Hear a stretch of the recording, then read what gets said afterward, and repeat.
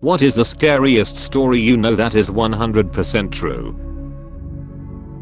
The Lake Nyass disaster. The lake periodically belches a cloud of invisible carbon dioxide gas that suffocates everything within a 16-mile radius. In 1986, over 1,700 people and all their livestock died without even understanding what was happening to them. My science teacher in high school was in the Peace Corps and one of the first people to come across this village after it happened. He said it was so eerie because all the flies and mosquitoes had died and it was so silent. The story of Mary Vincent always stands out to me. In 1978, 15-year-old Mary was hitchhiking. A man named Lawrence Singleton picked her up. He brutally raped her and eventually made her get out of the car. She planned to run, but he noticed and cut both her arms off. He threw her into a ditch/ravine and left her to die. She packed her stumps with mud to stop the bleeding and spent all night crawling out. She eventually makes it to the highway and starts walking, naked and covered in blood. The first car that saw her sped away in fear. The second car was a couple on their honeymoon. They picked her up and she survived. 3 sailors survived the sinking of the USS West Virginia at Pearl Harbor, only to die 16 days later due to the lack of air. The Navy knew they were there, but couldn't get to them. My brother's ex-girlfriend had 2 older sisters. They died before she was born. One day they decided to play hide and seek or something. So anyway, they both climbed inside a chest and accidentally locked themselves in. They suffocated.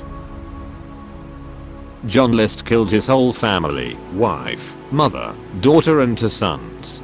He meticulously planned the whole thing, cancelling all delivery services, excusing the kids from school, and even turned the air conditioning as low as possible to preserve the bodies for as long as possible. After he killed them all, he placed the bodies in sleeping bags and lined them up.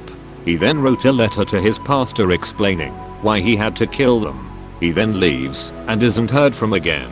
18 years later he's remarried and doing the same job as before, but this time he doesn't have any children.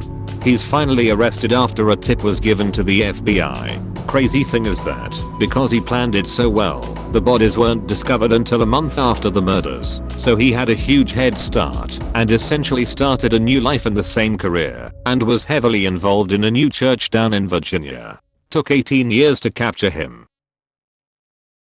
One of my friends had someone following her home, hiding in the bushes so they couldn't be seen. She booked it to her house, got inside, and he was watching the house from the outside. She called the cops. They come along quietly and got the jump on him. He had condoms, handcuffs, and a knife. When they got his DNA, it turned out that he was linked to a half-dozen rapes in the area. She credits her regimen of running sprints to outrunning him that night and firmly believes she would have been raped if she couldn't outrun him then.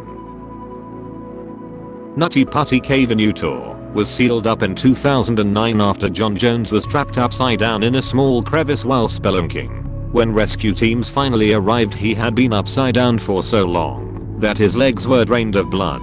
The only possible way to have gotten him out was to break his legs, which would have sent him into fatal shock. He died after being trapped for 28 hours. His body's still in the cave.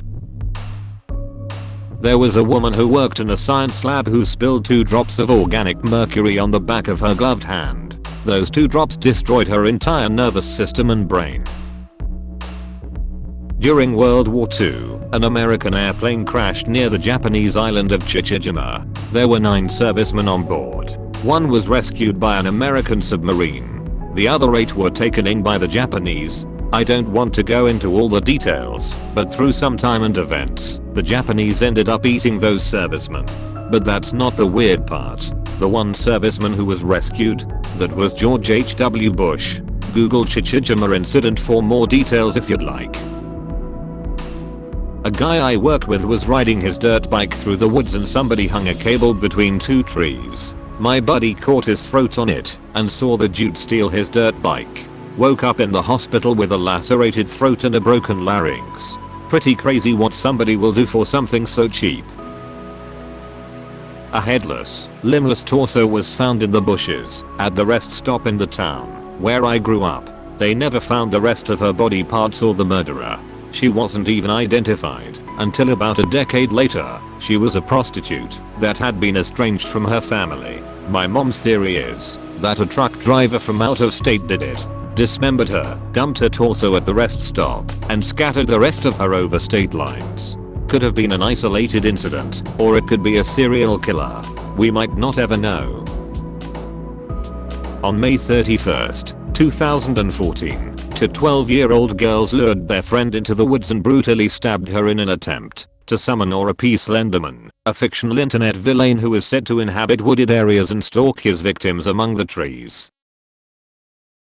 This is a hometown story that stayed with me. It happened literally right around the corner from where I grew up, maybe a 2-minute drive away. Judy Kirby murdered 6 children and 1 adult by intentionally driving the wrong way on a divided highway in an attempt to commit suicide.